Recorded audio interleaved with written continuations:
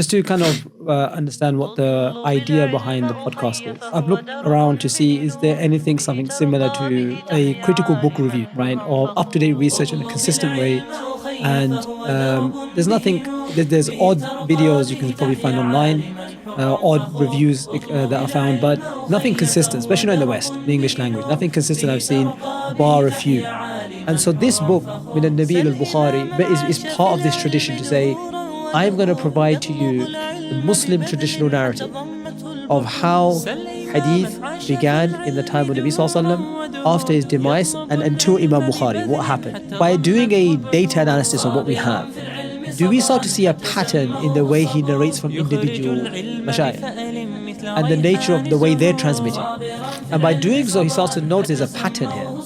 And then when you see the pattern of the nature of the narrations, how significant they are, the style, sometimes the sheikh would comment on a hadith, other times that sheikh doesn't comment at all. It shows that this is a real, or it's not a fabrication, but it's a real relationship that he's having with these people.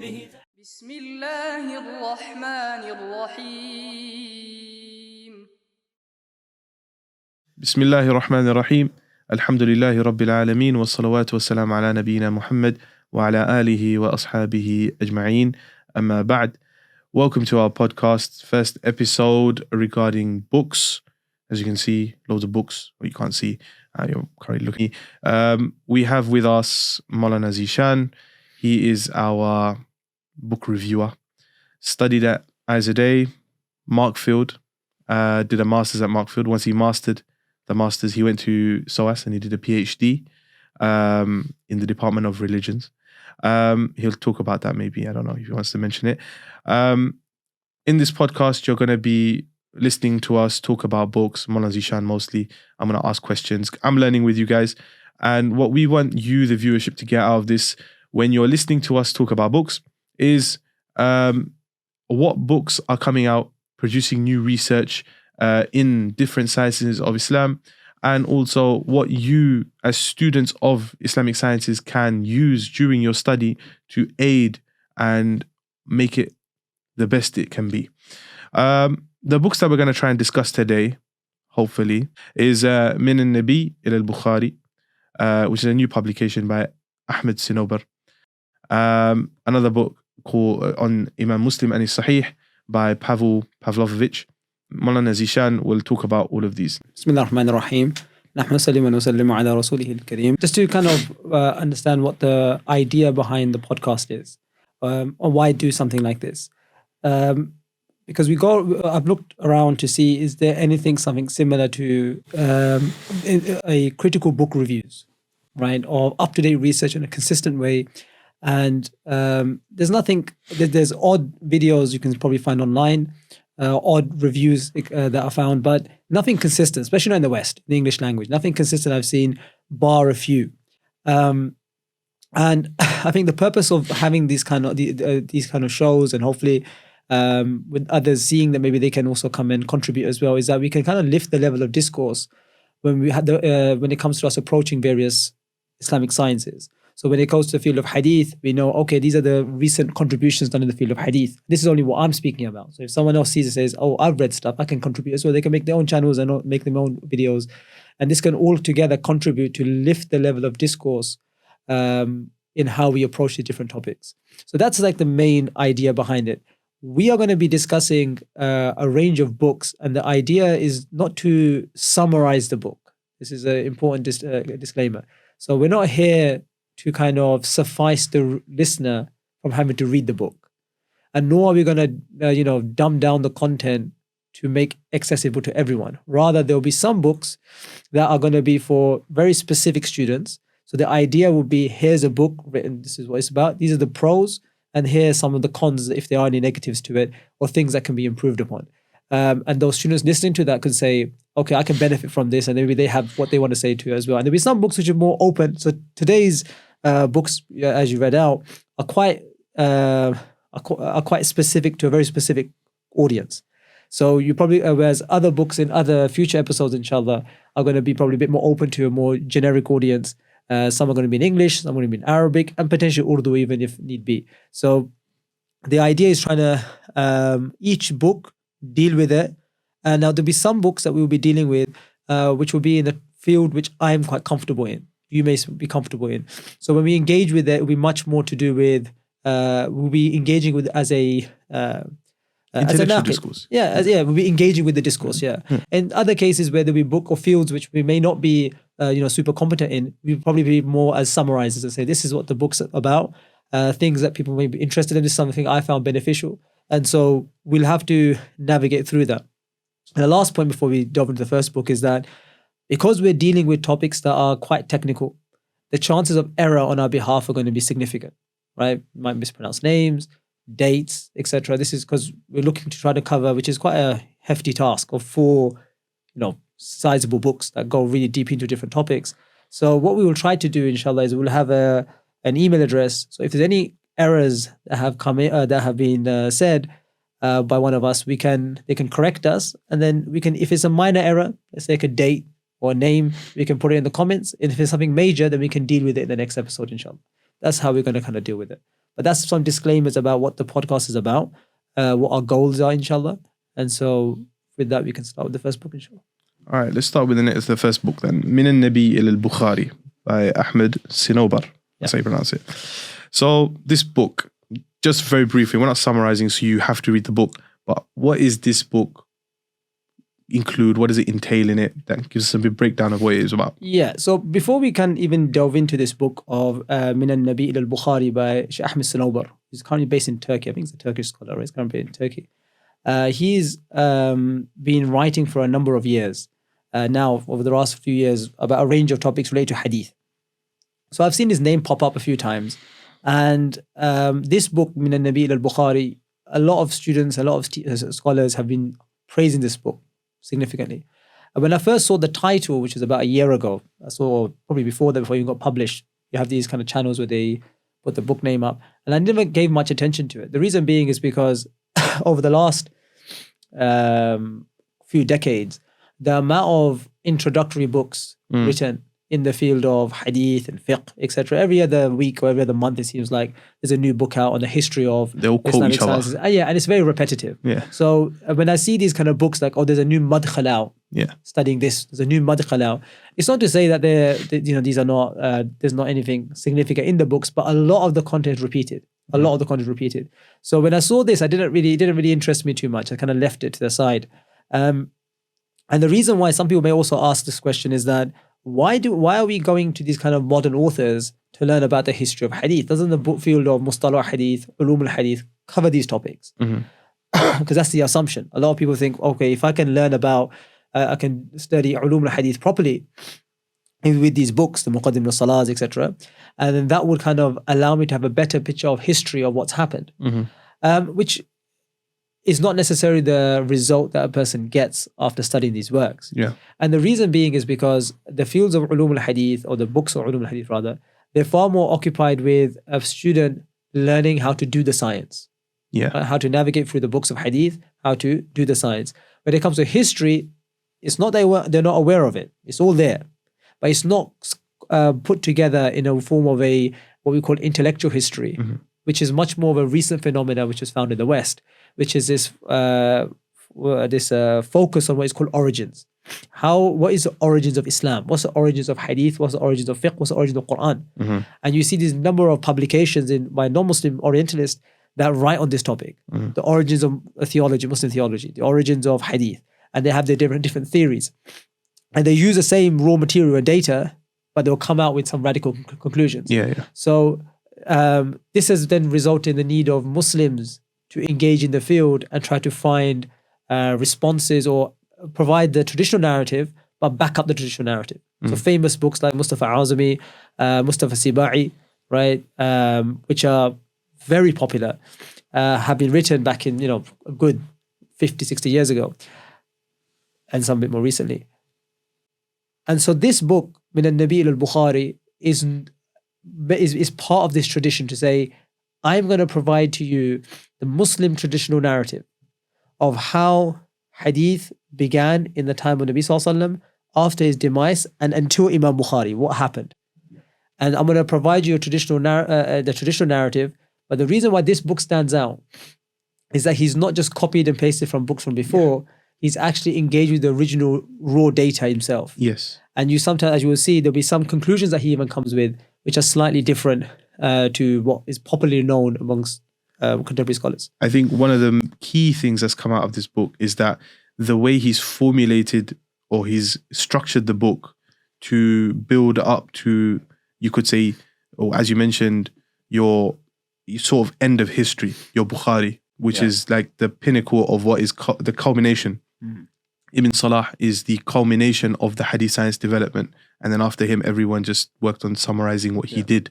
So this is tracing that historical development, but not just doing that, but structuring it in a way that makes it, you can say, digestible to the Western academic who is used to a certain form of literature.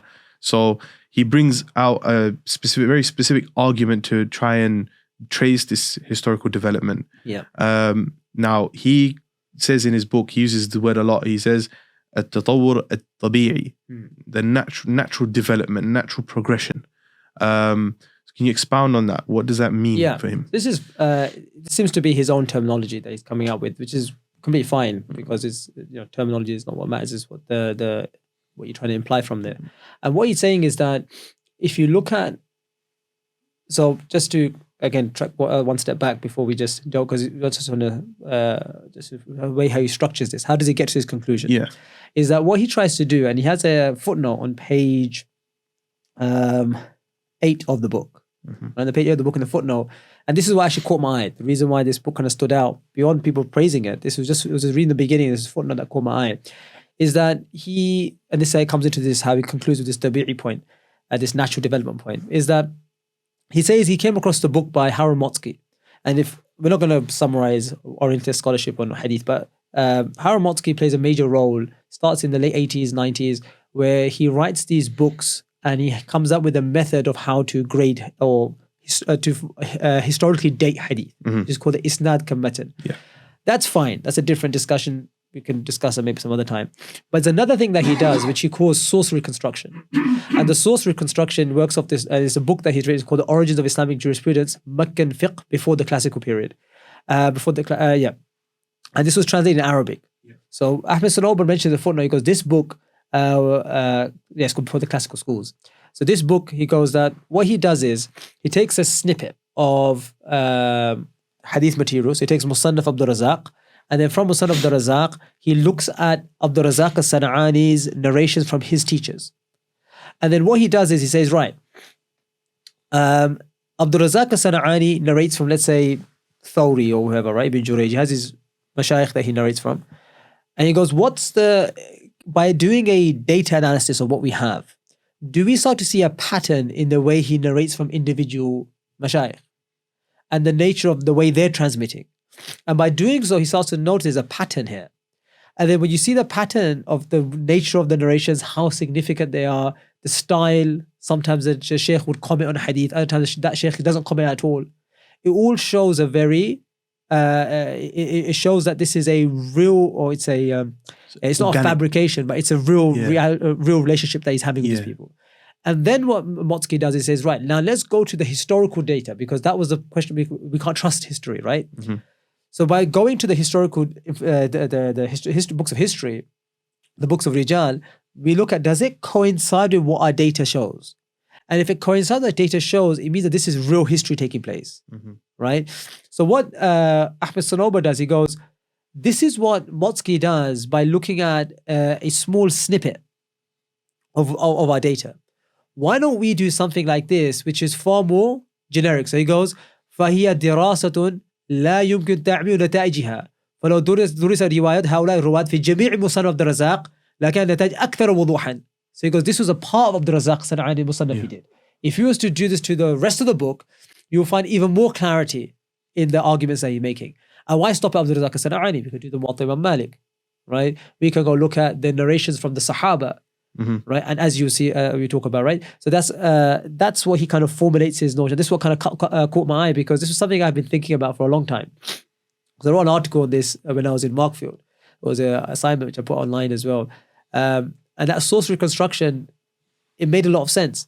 And what kind of added to the reason why it's so much more significant now. And you'll see in a lot of these books that we're looking at, a lot of these authors, what they're doing is they're doing a lot of corrections of the scholars of the past. And the reason being is because of accessibility to books. Yeah. Right. And so this kind of data analysis that scholars like Sh Ahmed Sanobar are doing is the result of being able to search names, right? Locate hadith with ease, put those onto like a spreadsheet, a map, and basically do what was a lot of the scholars from the first few generations were doing. Yeah. But they were doing it based on their memory. We who are far lesser beings as they were in terms of ilm, but we can, because of accessibility with the information, and not only that, access to books. Yeah. You'll see a lot of these examples, especially in the book Inaya by Mullah Shabir that we look at, is that a lot of these corrections are not because we have more ilm. It's just correction is the fact that we've got the book. Yeah. So before someone cites it from someone else, we say, right, I can go look at the manuscript of the book. It's available online. I can go and look at the book's published. I can go through the content page, find the place. It's not there. So these kind of corrections are far more significant. So what Sh Ahmed Sanobar does is he uses the material that's accessible to us to do a study of what Motzki's done, but to do it far more broader. Yeah. In Islamic history. So this now moves on to the issue of what you're asking about is the bi'i. So what you find is that if you look at the historical background of the era of the Sahaba, how would you assume transmission to be? Right? That's the question he's asking. Right? How would you assume transmission to be? And then if you to move on and say, now we're having papers invented now, how would you assume transmission to be? Yeah. Then you have questions such as, what are the problems you would assume? Right? And are those and then what are the potential solutions to the problems? So for example, if you don't have books, you're relying on memory. Yeah. Right? What are the problems going to come about? Yeah. Are potential errors. So was there a field of naqd in the era of the Sahaba to show that? And he goes, yes, there was. So this is why he's showing that the method of transmission, it coincides with the reality of the time. Yeah. And then as things develop, the scholars are maximize the tools in front of them. Yeah. And then that becomes their natural way of development thing, of preserving them. So for example, for us to fully base something on memory is not natural to us. So we find it very difficult to even think of trying to preserve any knowledge this way. Memorize because Bukhari. imagine that, right? But if I told you that this session we're having right now, there's not going to be any recordings after. Any information I give you now, this is it. Yeah. Now your attention to detail now will be far more higher. Yeah. And then if this was consistent, give it 2-3 years of training, the way your retentive skill will be so much more better than if we just carry on with the way that we do knowledge today, right? Yeah. So this is what he's trying to show, is that it's this tabi'i aspect of it. But yeah, that's in a nutshell. Yeah. So he starts off with the Sahaba and he mentions about how, the Sahaba, they didn't have tools of writing. They didn't have tools of recording, physical tools of recording as much as, we do in the present day. And he mentions that because of this, naturally they were relying on their memory for poetry before Islam. They were relying on, their memory for remembering their lineages and all these other things that they had to know about, to function in their own societies, right? And that this then progressed with the development of the Arabic language, with the development of paper, etc., to a time when they were able to write things down, and then it went on and on until we reached Imam Bukhari. Now, the question I have for you on this is that why is this significant? Why is this an important point for us to know in the face of what we already know? Yeah. So in terms of, is this a game changer for the student trying to grade hadith? I don't think so, right? But it is a game changer, I think, when it comes to us defending the traditional narrative. So just to a bit of a simple argument, which I think all of us know already, but when you think about it, it starts to make much more sense. So I can't recall who makes this argument, but I'll make it anyway because it's in line with what he's saying. So so he talks about who are the mukthirun amongst the Sahaba, who are the Sahaba that narrate a lot of hadith. Now, if you're thinking about fabricating, right, then I want to bring the biggest names to fabricate to, right? So if I'm going to fabricate a hadith, right, I want to get Abu Bakr, Umar, Uthman, Ali, radiyallahu anhum within my narrations, right? But so if we're to believe that this is just, everything's a fabrication. So it's not like the traditional narrative, which is to say that there's a lot of mawdu' hadith, there's weak stuff there, there's sahih as well. If you're to believe that, no, all of this is just religiously motivated, that's the idea in mainstream Orientalism, that this is all religiously motivated Constructions, yeah. It just happens to be that because this group just became stronger, that's how they were successful. Yeah. So the question comes is that if you look at who we are told that narrated a lot of hadith, and the data supports, right? So the data supports, these are the people like Abu Hurairah, etc. Does what we know about them historically coincide with that? And people who are greater Sahaba, like Umar al-Khattab, we say that we don't narrate as much. Would it not be difficult for us to fabricate something to say, by the way, Umar al-Khattab, when he's Khalifa, every night he spent 3 hours narrating hadith. And this explains the 3,000 narrations that we have of Umar al-Khattab. It could, but it shows that it's tabi'i, right? Yeah. Is that it naturally flows who you expect to have a lot of narrations and who you expect not to have so much narrations. Exactly. Yeah. And it coincides with that. And then he does like an excellent, it goes through each of the Sahaba who were narrated a lot and talks about this way. Look at the data. Yeah. So this is his contribution, right? So you go through hadith books, say, okay, how much do they narrate? What's the nature of the narrations? Who the students are? Who do they narrate from? What's the relationship with the Nabi Sallallahu Alaihi Wasallam? And then by looking at data with the history, do they fit a picture? And he says, yes, they do. Always connect. So a famous example, one of the examples that he gives really stands out, which I really like. And that's why I would say to students that if you read these, when you're studying Dawra Hadith or Hadith books, when you have these kind of books read beforehand, these names start to make sense to you, right? Because a lot of in our madrasas, right, when we're doing Dawra, it's you want to, the isnad is mentioned tabarrukan, hadith fulan, and then you get to Nabi Sallallahu Alaihi Wasallam, and then there's the matan. Yeah. That's what we're focused on. Yeah. And only if something is fiqh related, maybe the Sahabi is spoken about, usually just the matan. But having an understanding of who the Sahaba are that narrate a lot of hadith, so of course not to know about every, difficult, but at least the main Sahaba and their main students and their relationships makes a lot of sense then. So he looks at an example of, he gives a case study of comparison with Ibn Umar and Abu Hurairah radiallahu anhuma. With Ibn Umar radiallahu anhu, he says that we are told in the books of history that Ibn Umar radiallahu anhu's manhaj when it came to transmitting hadith was when there was a need for it. Yeah. So when there's a need, Ibn Umar transmits. Need means that something comes up. He wasn't a fan of sitting there just narrating hadith, sardan, as they say, just constantly. 1 or 2 right? hadith a month, as Like Mujahid that. mentioned. Yeah. Exactly, yeah. Abu Hurairah radiallahu anhu had the opposite method. Yeah, the majlis of hadith. The majlis of hadith, right? We know the hadith where he says that before Jum'ah Salah, he used to come up for khutbah and narrate hadith. Yeah. So the question here is that now we've got 2 historical narratives. Orientalists will come along and they may say, oh, no Muslim doesn't believe that. That's not true. None of it's true or not, right? The question is now that does the data support this? So he goes, well, who are the people that narrate the most from Abdullah bin Umar?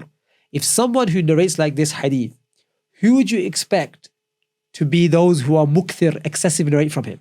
Would be someone that are family members or slave in this case, right? Nafi', yeah. And it ends up being who? Nafi' and Islam Salim. These are the 2 that narrate excessively from Abdullah bin Umar. Then what do you expect from Abu Hurairah? You expect to be much more vast of a group who narrate from him. And that's exactly what the data suggests. Exactly, yeah. So this is how he goes through generationally. There's so much, to be honest. It's a 400-page book, right? So we're not going to end up summarizing it. But I'm just saying these are the pros of it. And I'll add one other point as well, which I think as an improvement to the book, is that because he mentions a lot of these historical narratives. You asked this question before, right? There's a lot of historical narratives that he mentions. So he uses like the Tarikh Dimashq of Ibn Asakir or Tarikh Baghdad. He mentions these stories about Sahaba. A number of those narrations I went back to and I looked up into the Asanid and I see that he's very meticulous in those as well. So he's not just narrated like, weeks, he's been very meticulous, but he doesn't mention a lot of those grading in the footnotes. Okay. So it would have been as an improvement for the book just to have contentment. I didn't do for all of them, just is like randomly just to see if there's like anything that sticks out. And from what I saw, he was very consistent in the authenticity of those reports, but he doesn't mention the authenticity in the footnotes. Which would have been good to add. It would have been good to add. It would have strengthened his argument. It would just argument. strengthen the argument. Yeah. So at least for us as readers to say, okay, there's a story that happens between Nafi' and because a lot of these narrations are not graded. Yeah. Right? Because these are mawquf and some maqtu' reports, which have asanid. So because they're not graded, we just take it as face value. It would be nice to have a grade saying the sanad is the tahqiq of is rijal thiqa or whatever, right? He hasn't done that. Yeah. If that's added in, I think it will just make the book that much more complete and it will solidify his arguments that much more. Definitely. I think in terms of one of the arguments that he puts, or one of the things that he uses to show this natural development, is that thing you mentioned about how the Sahaba had their own form of naqd, their own way of criticizing and making sure that the Prophet ﷺ's statements were preserved. And he mentioned examples of those nuqad amongst the Sahaba. Umar radiallahu anh being one of them, also being one who didn't like it when people recited, did sard of ahadith. Aisha radiallahu anha, another big name. Now, I think Aisha radiallahu anha is a bit more, is quite significant, because there's a book written about how her naqd was, written by Imam Zarkashi. Yes. The Istidrakat of Aisha radiallahu anha. So there, I think, is a big part where he did bring examples, I think, right? Many examples. Of naqd, yeah. He calls the era of naqd. Yeah. He refers to it. So it's not a foreign concept to it. Exactly. What I'll also say is, because and this also shows, by the way, right, is that although adalat al-sahaba is something which is established for naql, but even with the absence of naql, aqlan, you should accept it as well. And that's the point that that's why you asked, it's not enough is in discussion of the theory of adalat al-sahaba. Yeah. But the way he's approached it is saying, I'm going to go through the lens of what do you call it? The history. Yeah, the historical. Now, does it make sense that they fabricate? Of course, you can never 100% prove just by aql alone, right? But you can have, and that's why we say with hadith sahih, we say al-dhannu ghalib. Yeah. We think it to be sahih. Yeah. This is what the evidence suggests to be true. So that's where we take it. So based upon that, there's no reason for us to deny any given sahabi narrating a hadith from Nabi sallallahu alaihi wasallam. Yeah. Right? Because that era wasn't an era you get away with it. And it's like he mentions this example as well later when he talks about Imam Bukhari. We can't spend too much time on his book. It's going on about too long, right? But he gives the example of Imam Bukhari and other Imams of how they deal with like a hadith in relation to so if they're affected by the Abbasids. Yeah. And those hadith that they use, are they politically motivated by it? And he sees there seems to be very, like the hadith naqd is divorced from the history, from the political politics. And like a good example of this would be from the early era is that if you look at someone like Muawiyah Sufyan, radiallahu anhu, you don't ever see him cite a hadith from the Messenger of Allah sallallahu alaihi wasallam saying that I'm on the haqq. Yeah. Right? When all the fitna are taking place, he never cites that. Which shows that even there was never, despite of our disagreements and how harsh. It was a political disagreement. Political difference and disagreements we have. And you can even sometimes get over the top, fine. But this never resulted in anyone fabricating on Nabi sallallahu alaihi wasallam. Yeah. And this is where it comes to the other point that's quite significant in the book, where this is where he kind of challenged a lot of contemporary authors. Yeah. Which is a famous quote of Ibn Sirin, that when did that we didn't look into asanid, right? But then when the fitna happened, then people started to say, name us your men. Yeah. And for the Ahl Sunnah will accept it, right? So he goes to say this is the fitna of Uthman radiallahu anhu, and he'd be martyred, and what happened subsequently between the Sahaba, this is wrong. Because there's no evidence of lying taking place at that time. Right? Because at the time, if you look at the Jamal, Siffin, etc., you don't see examples of Sahaba fabricating hadith in their favor. And whenever there are examples of Sahaba using a hadith to back them up, no one accuses them of fabricating it. Yeah. So a good example of that, which I remember discussing with you as well, is the hadith of Bara ibn Azib, of Abu Bakr, when he quoted the hadith of the currently controversial hadith of a woman won't be successful, a woman who takes over the leadership of her people won't ever be successful, that nation won't be successful. He quoted that hadith to Aisha radiallahu anha, and Aisha radiallahu anha was in charge of the army. So him quoting that hadith and her not rejecting the hadith, even though it was against her and she's asking him for support, would strengthen this argument as well. Yeah. And it's not a lie. Yeah. So that's why the Adat al-Sahaba is a very important point, a theological point. But we can even approve the historicity of our narrations without having to establish Allah's ta'deel from a theological perspective. Exactly. And that's what he kind of does here. Just to quickly, because we don't spend too much time, there's many significant points. I just want to mention, so he goes through then major early imams. Yes. Of Jarh wa Ta'deel. He looks at Malik, his Muwatta, Shu'ba, Ali Madini, Yahya Ma'in. I mean, all of them, what he does is he does the same method of study. It's a data analysis.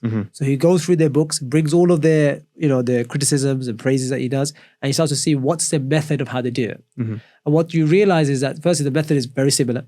right? They have some places where they're a bit more harsh or a bit more soft, but there's very similar method amongst the muhaddithin. And what we also find is that it's a historical critical method. Yes. It's not a method based upon theology. And this is why, where even today people are uncomfortable with some of the narrators in Bukhari and Muslim, right? Well, that guy was known to be a Shi'i. That guy was known to have, he believed he was a Qadari. This guy was this.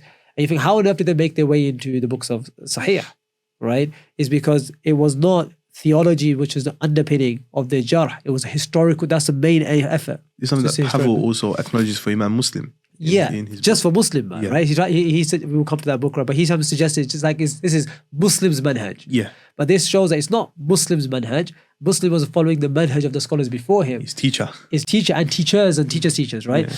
So this was like the muhaddithin method.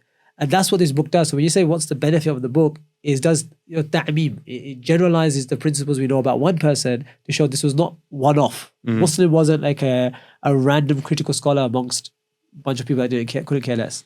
It shows a stage going down. Finally, comes to Imam Bukhari, and there's a few other like interesting points of analysis that I would like that he mentions.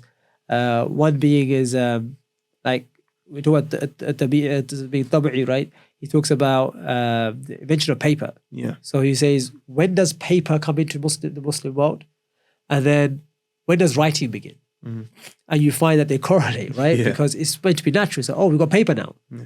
Just like today, right? So if you say, are there more books being published, less books? There are more books, right? Because it's easier for us to write now. Easier stuff to publish stuff now. So easy. Like you can just send books off, get edited and stuff, right? So the state of the affairs dictates that. So you see the same thing. So when you look at the first main books that are written that we know about, it coincides with the invention of paper. Yeah. He does also mention a naqd of the famous concept where he goes that the idea that paper was taken off the capture of the Chinese. And then it's a very popular story that I've heard a lot of people say. He actually does a critique of this. And he says, it doesn't seem to be accurate. The sources don't back this up. Nor the Chinese sources or our early sources mention this. It's something that comes later and it was said, but it doesn't refute the notion that paper started that time, but the story has come. He critiques that. So it's a very critical book. And just last point, if you want to ask a question there, we can, because we don't want to spend too much time here. Coming to Bukhari then. Yeah. Right? Coming to Bukhari. So by the time you get to Imam Bukhari, you start to get quite a well-rounded picture of what's happening before Bukhari. So a lot of naqd is to be done of hadith. Hadith are known. So people say, this hadith is known of this person. So it's well known what the hadith are. The dween has been done. So what he says, which is a very fascinating point, which I haven't seen anyone, maybe there's people have said it before him, but he argues that Bukhari was a necessity. Yes. It wasn't something that came out of the blue. Yes. We said before, right? Yeah. So it's a necessity. What does that mean? Is that it wasn't like nothing really going on. All of a sudden, Imam Bukhari comes with this amazing book. And it just shocks the world. Like, where did this come from? Right? He goes, no, because these ahadith were known. Yeah. But also other hadith were known. So what was the significance of intiqat, the way he selected them? Yeah. But so he demonstrates, he goes, if, for example, someone tomorrow were to lose Sahih Bukhari, they have access to it anymore. Right? Bukhari's gone. He goes that every single, from his analysis, every single hadith is corroborated save one. He mentioned the hadith as well. So every hadith in Bukhari, you'll find it somewhere else except for one hadith that you couldn't locate. And this kind of demonstrates the point that you people say the impact of Bukhari. Yes, it had an impact, not minimizing that. But we're saying is that the idea of hadith and the preservation of hadith, these were known hadith were critiqued, studied, looked at. And so Bukhari was a necessary outcome. Yeah. Potentially if Imam Bukhari did, someone else would have done it. Yeah. It's a necessary outcome. It backs up that traditional narrative of how tasnif of hadith or jam' of hadith took place. They started off with jawami', then it moved on to just after compiling the ahadith, then doing tartib of the ahadith into musannafat of Ibn Abi Shayba, Abdul Razak, Muwatta, and then it progressively moved forward. Masanid came about and that became prolific. Then you have Imam Bukhari coming and saying, I have all of these ahadith, nobody's actually sat down to do tasheeh or tad'if of them and sift through them and only bring me one that has only sahih ahadith from this many compilations. This is now the first thing I need to do. And that changed the game for everyone after him. because that's what was the focus after him. This is the book, maybe we'll do it in the future, the Sharh Hadith al-Nabawi by Sheikh Sharif Hatim al-Auni. Yeah. In the introduction to that book, he has this section, although it's about commentary, Yeah. right, but he includes commentary, books that are mubawwab, have bab titles, right? It's a form of commentary. So he does like a list of these books. And what he shows is that a lot of these early books, when we say are maf'ood, they're lost, this book is lost, this book is lost. He shows that this majority of these books are found in later compilations of hadith, right? It's just that they have a sanad back to the book, right? So like, let's say tafsir is a good example. So we have all these, the tafsir of this imam, of the tabi'i, this tafsir, so, this is mafqood, this is lost. But if not all of it, but at least the bulk of it is preserved in tafsir Tabari. Yeah. Because what Imam Tabari would do is take a book, I say, okay, we got this book. I'm not going to preserve the whole book in terms of this book form. I'm going to take the ayat, take the narrations under each verse and put it in there. Yeah. So you have these books preserved. That's why now what's happening is fascinating, is that scholars are able to reconstruct books. Yeah. Because we say, we can actually reconstruct this book by getting these three together, and we can actually take it out and we can publish it, sometimes, deceptively, the book of so-and-so, which is actually not the book, but it's a reconstruction of the book. The Musnad of, or was it the Musnad of Imam Tahawi? Yeah.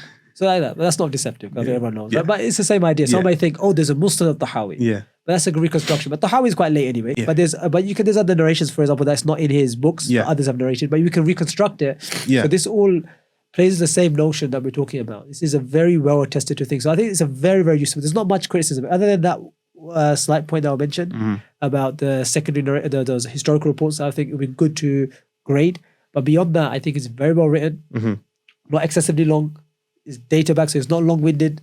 And we'll talk about books that are excessively long for no reason. No copy and paste. Yeah. Right? Unnecessary copy and pasting. Typesetting was good. Yeah. Typesetting was good. Yeah.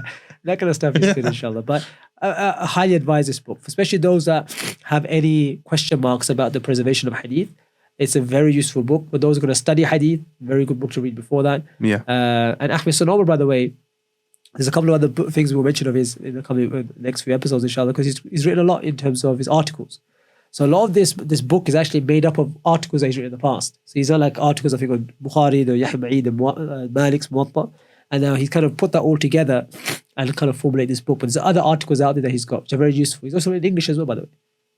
When we talk about, for next episode, the Mahiyatu Ilm al-Hadith by Shaykh Hamza Bakri, there's a few comments I have to make about that, right? But Shaykh Ahmed Sanobar's got like an English version of it. It's not a version, it's an article. Okay. Touching the same topic. Okay. Right? So I think that's one of his first that's available as well. Okay. But yeah, that should summarize it. For the, as some authors mention in their books, if I didn't fear itala, I would have mentioned more. But let's move on. The next book that we want to cover is the book, because obviously Imam Bukhari, we're now going to his student, Imam Muslim, and his Sahih by Pavel Pavlovitch. We mentioned him just previously. So his book, he discusses Imam Muslim in a lot of detail, discusses Imam Muslim Sahih in a lot of detail. What are some of the key arguments in that book that he comes with? This is so we're still on the topic of hadith. I think today everything is in hadith. Because we're Ahlul Hadith. Ahlul Hadith, yeah. So everything is hadith today, inshallah. So this is, his book is called Muslim Naysaburi, right? Muslim Naysaburi, the skeptical traditionalist. Yeah. Again, the suggestion from the title is that this is unique to Imam Muslim. No one else. Yeah. Well, he's not said that explicitly, but the suggestion is such. Or he's saying this is what my study has brought me to get. I can't vouch for others, right? But as I said from the other book, you will see that this is not unique to Imam Muslim. This book by Pavel is written by Pavel Pavlovitch, published by Brill, in about nearly 500 pages. 496. 496 to be specific, yeah. There's quite a lengthy bibliography, and there's got a lot of appendices at the end, which are quite lengthy. Yeah. And there's a reason for that as well. We'll talk about that. This author, Pavel Pavlovitch, has got a number of articles, and he's got a book that he's written before on the topic of Kalala. And he tries to follow the method of Harold Motsky. I don't think he's Muslim, right? He follows the Isnad method. And that book, maybe some other time we can discuss, but he has his own theory of what Galala means and the way he does that, right?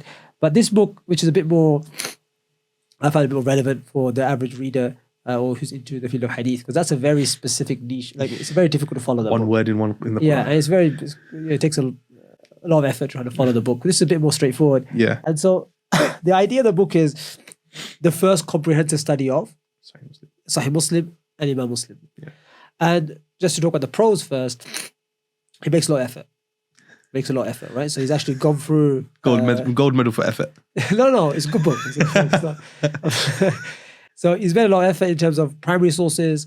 He tries to formulate the life of a Muslim. One of the things that he does, which is quite nice to see from Western academics, is that he does, to a degree, utilize modern hadith scholars.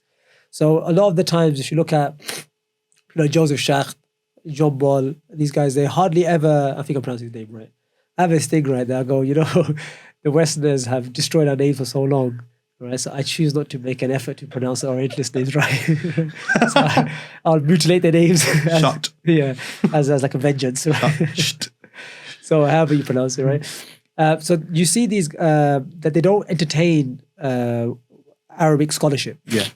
So you see in this book he cites Sheikh Hatim, Sheikh Awama. He actually does Abdul Fattah Abu Ghudda, Mullah Khatir, his book, right? So you see he cites these works and others as well. And in some cases he actually engages with them. So not too much, but there is some engagement with them.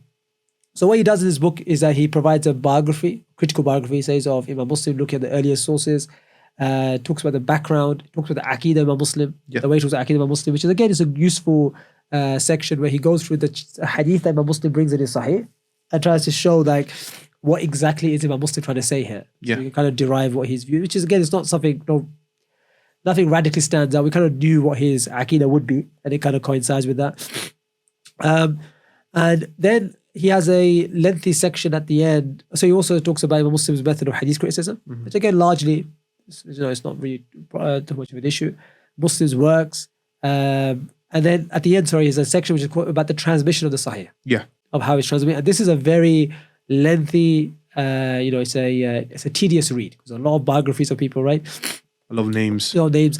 So for the student of hadith, or the student who's quite competent, has the ability to go back to original sources, to verify information, right? It's a good book to read. Yeah. The reason why I say you have to read with care is that there are some mistakes in the book, or some points mentioned in the books which are quite, I would say, are quite dangerous, especially from not just from a perspective as a Muslim, but I think are not correct, right? Because the implication is, like, for example, we are told here that Imam Muslim is the skeptical tradition, right? So he's very particular. But if you look at on page, you can open it up as well on your, right? So on page 52 of the PDF, so not the brackets, but 52, he has Sheikhs as centers of learning. You see that?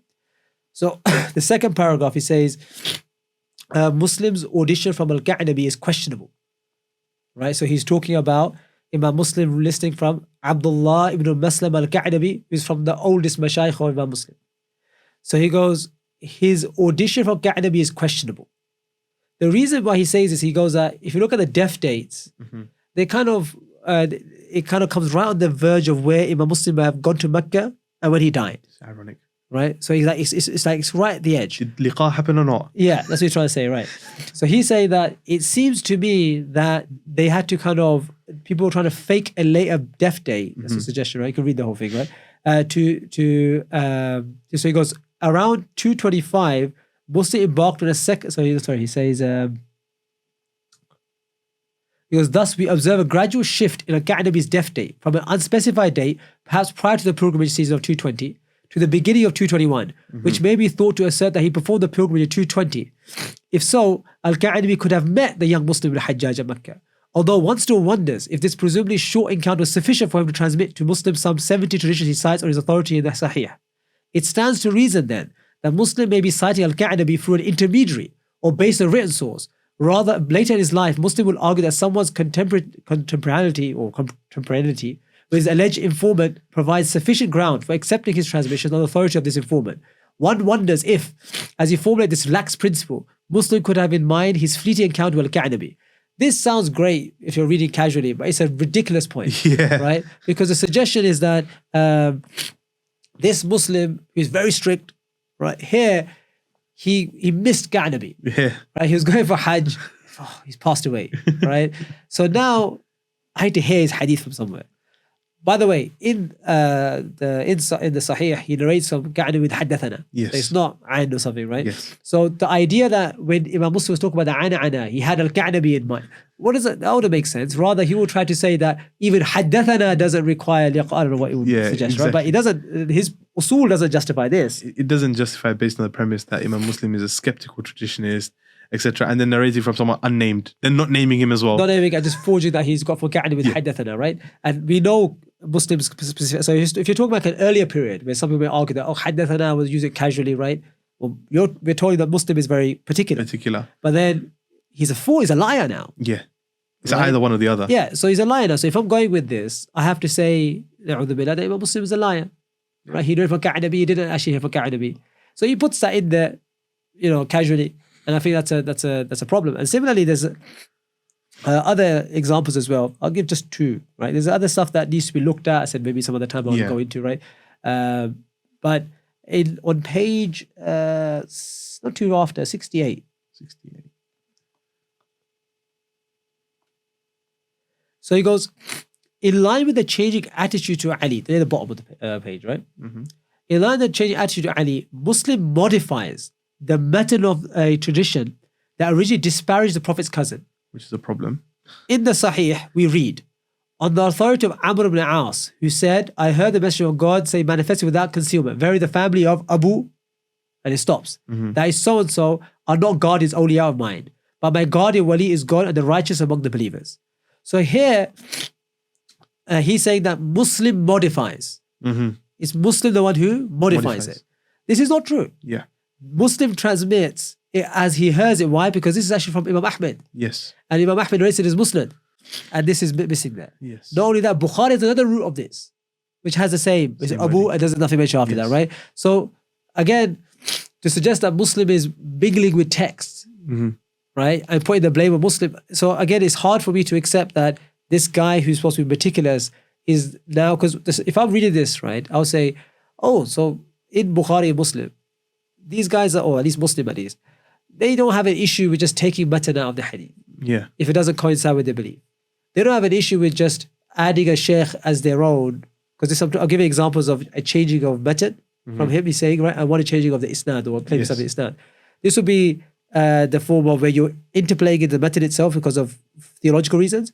And then the other one is forging a link which is not there. Exactly. So it's very hard then for me to, even though he praises Muslims so much, I don't get how the two, reconcile unless Muslim is someone who's faking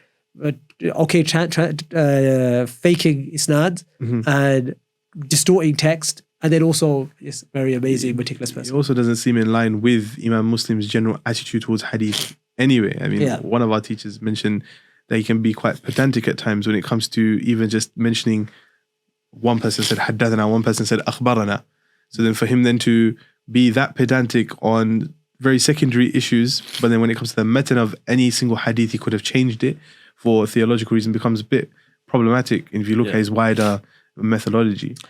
I think, what would you, just as a side point, a bit of a tangent, when it comes to certain hadith like this, where, for example, the hadith might not be so flattering about somebody, and a narration might omit the person's name, not necessarily the person who compiled the hadith, but a narrator or the sahabi might omit the person's name and say, Fulan ibn Fulan, or kada wa kada. He said kada wa kada, rather than mentioning the statement they said while mentioning their name. So I think an example of this would have been the incident of Abu Dharr and Bilal radiallahu anh. Sometimes it doesn't mention the name of who was in the altercation, and sometimes it doesn't mention the wording that they mentioned.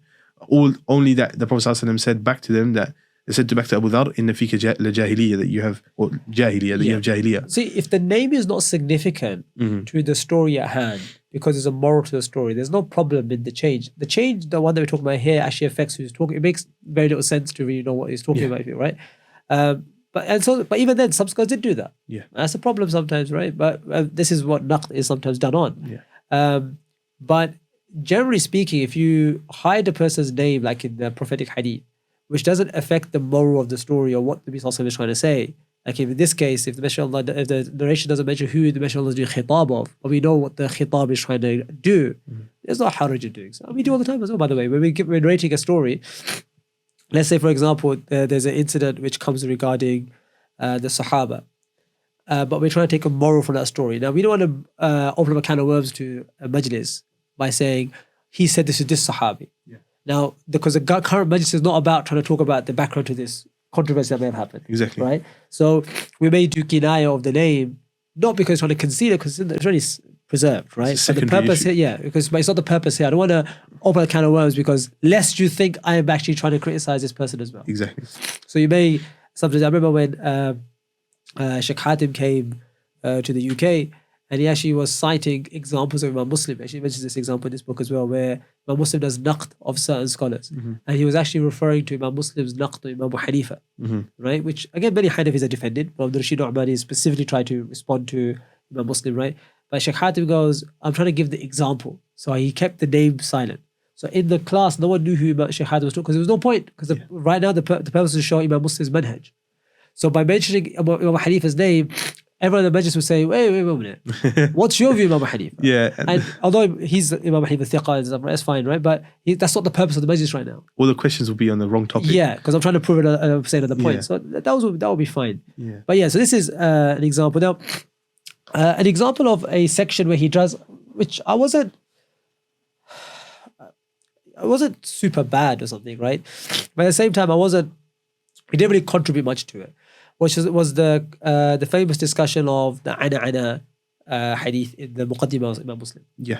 So he has a section here where the good thing is he deals with contemporary literature. So he mentions the book of Sheikh Hatim, he mentions, he doesn't engage in the book of Sheikh Idris. Doesn't mention that book, right? Sheikh Abdul Fattah Aboud. Sheikh Abdul Fattah Aboud as well, yeah.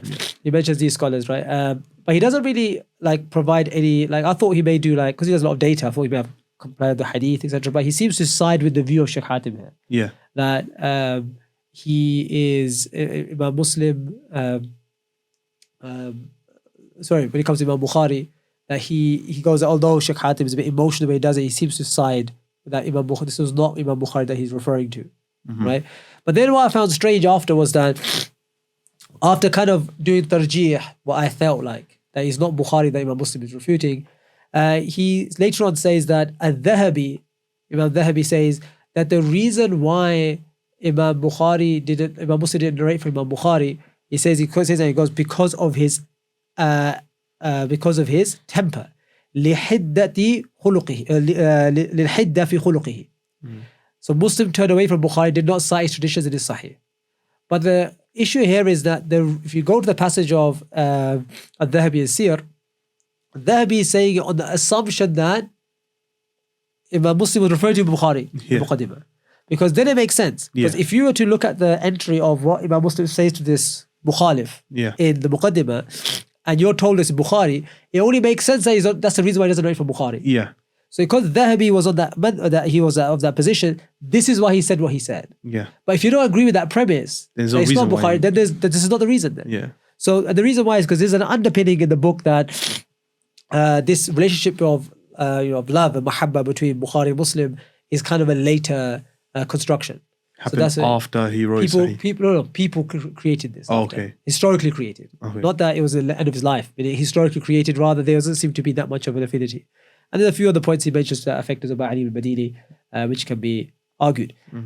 Just the last point, there's a few, I've highlighted a number of issues, but it will take quite long to go through. But it's one thing that kind of stands out is near the end, is in the last part of the book where he talks about the transmission of the Sahih, right? He goes through, he quotes Ibn Salah. So he uses a lot from the book of Siyanatu Imam Muslim of Ibn Salah. And in there he says the following. He goes, by the 6th century, this is page 238 in the bottom. 238. Yeah, in the bottom. He goes, by the 6th century, disputes about the precedence of one of the Sahihs over the other had largely abated. Both collections came to be praised as overwhelmingly sound, with Bukhari ranking above Muslim as being stricter in his selection of traditions. Fine. Ibn Salah regarded Muslim Sahih as accredited by the consensus of the Ummah, even though it had not attained the degree of massive dissemination, tawatur, which precludes error use certain knowledge. Ibn Salah was reluctant to accord the Sahih the status of mutawatir because in the first generation after Muslim, its transmission was limited to Ibrahim al-Sufyan in the east and Ahmad Ali al-Kananisi in the west. This is a mistake because he's based his two passages in the Siyana. Mm-hmm. The passage about the first point that it doesn't get the level of tawatur, this is Ibn Salah about his view, if you look at the Muqaddimah, he discusses this, right? Is that does the hadith of Bukhari and Muslim give yaqeen or not? Yeah. Right? Okay. So he goes, it gives because it's talaqi, the Ummah have accepted this being sahih. That means that the hadith in Bukhari and Muslim, they give one certainty, but not to the level of tawatur. Yes. That's what he says here, it doesn't give tawatur. Yes. What he understands from this, which is a misreading, is that Imam Ibn Salah is talking about the hadith of Muslim to us. Yes. Are they mutawatir to us? The compilations. The compilation, themselves. yes. So from a Muslim's compilation to us, is that mutawatir or not? That's not what Imam Ibn Salah is talking about. So when he says there's a reluctance on his behalf, Mm-hmm. right? There is no reluctance. You're talking about the traditions themselves. Yeah, the tradition itself. That's the first discussion. So we know it's not mutawatir. Not every hadith in Bukhari Muslim mutawatir. But because of talaqi, Ibn Salah's view, which is a famous debate in Mustalah or Ulum al-Hadith, is that this gives us yaqeen, Yes. certainty, but not the level of tawatur. That's what he says here, right? Yes. But he understands that as saying that the transmission of Muslim to us, there's talaqi, but it's not tawatur, right? Bit weird. It's a mistake of reading, yeah. Yeah. And so based upon this, so that's why if you look at Ibn Salah's passage of Siyan, he says, this is, all right, the footnote on my side, he goes, Ibn Salah was not talking about the transmission of the book not being mutawatir, but the hadith within the Sahih not being mutawatir. But the Ummah has accepted it. The latter is lower in level of knowledge when attains in the tawatur. So basically, talaqi is one level lower than tawatur according to Ibn Salah. That's what he's talking about. The second passage, which he's saying that the reason why he's reluctant is because two people transmit the Sahih, Yeah. right? Qalanasi and Ibrahim al-Sufyan. He says the second has nothing to do with the discussion. It just has Ibn Salah discuss the transmission of Sahih, not by its tawatur nature, Yeah. right? Then he goes on to say, brother Pavel, he says, a generation after Ibn Salah, Nawawi pointed out that Sahih was mutawatir in general. That is, belonging to the Muslim was a matter of certain knowledge. Mm-hmm. At the same time, Nawawi reiterated Ibn Salah's warning about the sparsity of the collection's early transmitters. So the idea that we're trying to get is that there's a development. Yes. We weren't sure if the hadith that with the collection we have today of Muslim is from Muslim. Now, Nawawi's time, we're sure now. There's no development. Yes. We were sure then, we're sure now. Yes. Right? He also states that the tradition of the Sahih are collectively accepted as sound by the Ummah. This can make them legally binding, but significant. It does not guarantee that they all incorporate the Prophet's word. This is a famous debate between Nawawi and Ibn Salah and others. Since Nawawi made this statement while reflecting on the status of the I-state traditions, Ahad, Khabar Wahid, one may overhear in his words the old concept of the reliability of early parts of the Isnad, which frequently make the form of single lines of transmission. We can discuss that, but it's going to go off topic, right? Okay. Be that as it may, by the light of Sakhawi, the transmission of the Sahih has become so widespread, arguably even in its early stages, that the collection attained the degree of mutawatir, hence impeccable. No, this is not. So Sakhawi, what he says, he's built a false conclusion of a false premise. So again, first of all, Nawawi is saying that I'm just reading up from our roll, right? Yeah. And again, Nawawi is saying that the book in general is mutawatir for Muslim. But in terms of muttasil chains going back to Imam Muslim, then they are limited. Yes. Because what we have to understand is that if you were living in the time of the 4th century, for example, right, there will be copies of the Sahih going around, but they won't all have sama' on it. Yes. Right. So we know as a whole, what the Sahih includes. Of course, there'll be debates by passage up to today, right? You know, if you go to Surah Dawood, there'll be like did Abu Dawud, this part, is it from there or not? This is known. We're talking about the book itself as a whole. So we would know them. But in terms of ittisal, going back to the thing with the sama', those are limited. Yes. Right? So nusakh will be around, but the nusakh may not be vouched for. So what he says is that the books of the Sahih Muslim is well known. Yes. We know what the hadith are. People cite from it. For example, they say it's an early fiqh book. They got a nuskha, they cite from it, without the sanad, etc. Yes. Right? So people are using it. We know they are. But in terms of the whole book with the muttasil sanad, those are limited. They have to be. But as the well. book itself, as we know what the content in general of Sahih Muslim is mutawatir. Yeah. There's no development. Ibn Salah would be on the same madhab, as would be Nawawi. Nawawi, as would be Sakhawi. Yes. right? So by saying that now, and Sakhawi doesn't use mutawatir, he then confirms the footnote because Sakhawi doesn't say that. Because Sakhawi's statement is more or less identical to Nawawi. That's what I'm writing it, right? So if you go back to the references that he gives, and you look at the muqaddimah of Imam Nawawi's sharh to Sahih Muslim. Yeah. So you go to his beginning, and you go to Sakhawi's work, which he cites from, that's his Khatam of Sahih Muslim, right? Ghuniya is called. You go to them and you compare the passages. Well, him and Nawawi are saying are identical. Right? They say that the book is mashhur, established, tawatur we use, right? Riwayatan, we have these select people that transmitted it. Yes. Like Bukhari, we know what Bukhari is. Riwayatan, we have Farabri. That's it. That's his transmission we're going for. That's the distinction making. So the idea of a development is not something which is found. And he's conflated the two between shuhra of the kitab and the riwayah itself. He's conflated the two and then built his mutawatir argument. And then the rest of the section, if you go through it, there's other points that can be made small, but it's a tedious read because a lot of names, etc. Yeah.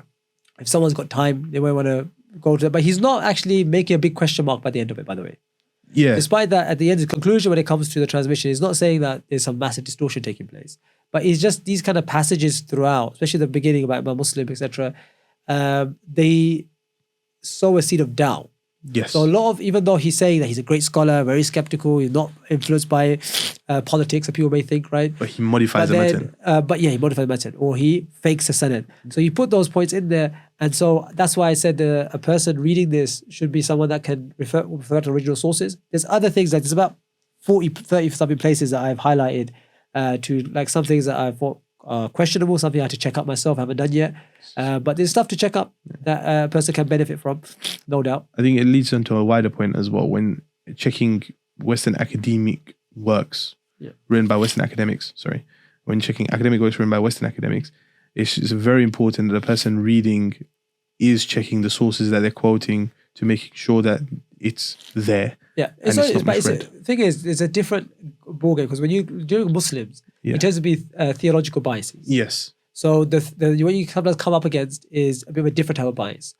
Some people have this assumption, which is so strange that people still hold this. They think that if we get to the Western academic, it's a neutral playing field. It's not. It's just a non-bias. This is just like the objective way of doing things.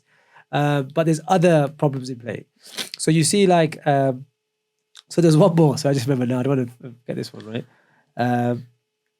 Even while you're looking for it, even while looking at the assumption that Imam Muslim modified the matan, that is based on the assumption that he's the author of a book in which he has played a big role in choosing what to include, what not to include, but actually the wording itself, choosing what he wants to play around with, is built on that assumption that as an author he did that. Yeah. Okay, there it is. So on page I forgot this one. Chapter 5, beginning of it. So Muslims Hadith criticism. So again, it's a good chapter, right? He talks about Imam Muslim, what he does. But then in the introduction, he goes, Muslims 3 categories of transmitters. And he puts in there, he goes, the highest level of transmitters. So Imam Muslim cites Mansur ibn Mu'tamir, Sulaiman al-A'mash, Ismail ibn Khalid, Abdullah ibn Aoun, and Ayyub al-Sakhtiyani. Now, no one ever have said these are the trustworthy people. That's it, right? No one said this. But he goes, notably, the group does not include Nafi', the famous client Mawla of Abdullah ibn Umar, whose contribution to early hadith transmission has been a matter of prolonged debate by modern hadith analysts. That's very anachronistic, right? That you're saying Muslim would have known because John Ball has questioned the existence of Nafi'. Said Nafi' was invented by Malik, right? So Muslim would have been aware in the future that there's going to be a dispute of Nafi' and deliberately put Nafi' amongst his six guys that he didn't mention. Right? It was a list of 100 people, right? Fair enough. This is how many people he mentioned? 5, 6 people. He goes, Mansur, Sulaiman, Ismail, Abdullah ibn Aoun, 5 people. 5 people. Right? So Nafi' didn't make the top 5. Right? And now it's like, it's notable. Yeah. Again, like I'm saying, these are not like, you say errors are just, It's giving an implicit message. It's giving this implicit notion of unnecessary skepticism. There's nothing to look at. Yeah. There's nothing to look at here, but he's just trying to show these kind of things, which is maybe for their audience is fine, whatever, right? But I think we should be much more careful when it comes to these things, not just because of religious reasons, because of the same because we look for historical accuracy. Yeah. Why doubt when there's no need to doubt? Yeah. Why Nafi'? Why not anyone else? Exactly. Right? Because Nafi' is a modern debate, not classical debate. There's many. And by the way, just to get those to know, Nafi is found in Sahih Muslim. Yeah, exactly. Right? So it's not like Nafi wasn't. That would be significant. If Nafi wasn't in the Sahih Imam Muslim, then you can say, you know, fair enough. This, you can put that as a notable point. The fact doesn't mention the 5 guys. It's ajib point. Allah knows best, right? But you know, I would say read the book but with care. Yeah, these are some of the things that we have. As with all Western academia. Yeah. Okay, that is Muslim Pavlovitch. I'm going to get used to that name soon. Now, that is the beginning. We've discussed 2 books regarding heavy and very in-depth hadith discussions about Imam Bukhari, the development of hadith in history, and also Imam Muslim and his book and how he deals with a hadith in his book and the methodology he uses in there and some points. So I think we've come to the end of our allotted time. The man behind the camera is telling us 5 minutes. Yes, 5 minutes. So we want to just wrap up our podcast or our discussion today. Any sort of advice you would give to a budding student of hadith? Because today was been very hadith centric. So any sort of advice you would give to a budding student of hadith, you know, beginning in his studies, what should he focus on? What should he access in order to start off, get a good grounding in the science before he moves on to some of these niche discussions? And also an advanced student of hadith, how do they develop their knowledge beyond what they learn in a formalized class? If you're looking at a beginner student, the aim should always be is to familiarize yourself with the relevant istilahat and the figures. So what you want to start doing is, if you're starting off, who are the major figures in hadith in the different time periods? You're looking at from the era of the Sahaba, Tabi'in, who are the famous figures, and you kind of try to familiarize yourself with their names. And then it comes to istilahat. What does sahih mean? What does hasan mean? What does da'if mean? You want to familiarize yourself with those. And if you can get that, where you've got names and istilahat, that's a very good base to start off with. Thereafter, when it comes to the second stage where, okay, you've done that, now I want to kind of move on, then it's good to read these kind of books that we're going through, because you start to realize how research is done. So if you're reading, for example, Ahmed Sanobar's book, or even Pavlovitch or Mullah Yusuf's book, right? And you look at how they're doing tahqiq, all right, where they go through a certain hadith, what books have they used to locate it in, you know, secondary sources, primary sources. You kind of familiarize yourself with that. You see how they use Shamila, how do they use it, right? These are like, you know, various things to kind of have a look at. And so when you read good studies, you can start to see how it's done. And then you can start taking small topics, right? Small topics, small bahath, and read those, study those. And then as you kind of expand in your knowledge and reading, you'll start to notice gaps. There's this topic that's not been discussed before. There's this thing that requires more tafseel. And then you can start to investigate. But this is a long process. So you want to start to eventually get to that. But the best way to kind of learn to do that is to read good research. Right? And they read it with critical eye. So like here, the books that we read today, every single one of them we mentioned positives for. There was negatives to different degrees. Right? So Ahmed Sanobar was much more praise. With Pavlovitch, it was major errors. Right? But beyond that, it's a different. So you're reading as a naqid. And if you can start doing that, it helps you to enhance your own knowledge. We were supposed to do the mawsu'a, but we run out of time. We'll do that next. Inshallah. The mawsu'a will be encompassed next week. Inshallah. خير وآخر دعوانا الحمد لله رب العالمين والصلاة والسلام على نبينا محمد وعلى آله وأصحابه أجمعين. Just a PS. As mentioned right at the beginning by Maulana, the email for any mistakes or anything that you want to mention or any feedback or anything, we'll put it at the bottom in the description. And we will also put a list of the books that have been discussed as well and their publishers so that you can go and find them and access them. Maybe a link to PDFs where the PDFs have been used. Jazakumullahu khairan, and see you all next time.